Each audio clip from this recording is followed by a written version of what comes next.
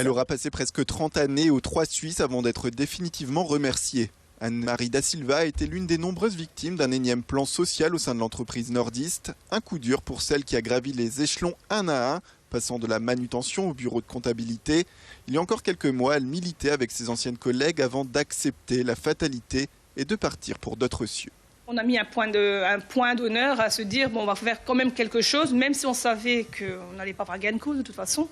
Mais on voulait montrer qu'on n'était vraiment pas content et qu'il nous a utilisés, quoi.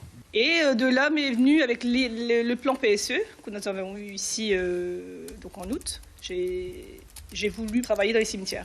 Anne-Marie n'a en tout cas pas choisi de se lancer dans l'entretien des sépultures par hasard. Touchée par le décès brutal de plusieurs de ses frères, puis de sa mère en 2013, la nouvelle chef d'entreprise avait déjà parlé de ce projet avec elle, à chaque fois qu'elle ressortait toutes les deux du cimetière de Roubaix à la Toussaint. Maman, quand elle était encore de ce monde, elle disait toujours tu sais Anne-Marie, c'est dommage qu'il n'y ait pas une personne qui puisse faire l'entretien de ces monuments. J'ai maman, tu sais, le travail, les gens ils travaillent, ils sont en déplacement, ils sont plus dans la région, voilà. Et de là, fil en aiguille, je me suis dit pourquoi pas. Depuis le mois de décembre, on retrouve ainsi Anne-Marie dans les cimetières de la métropole lilloise. Ses seaux à la main, elle est prête à redonner vie à des tombes dont les familles ne peuvent plus s'occuper. Dans la prestation, il sera marqué l'allée, le nom des défunts, l'allée où il faut que j'intervienne.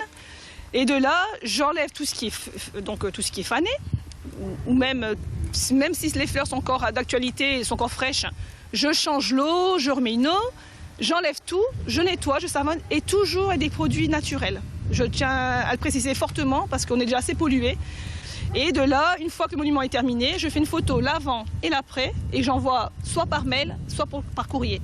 Tout dépend de la personne. Le deuil de son ancienne carrière est bel et bien fait. Aujourd'hui, Anne-Marie Da Silva est prête à sillonner les cimetières de la métropole lilloise pour leur redonner vie.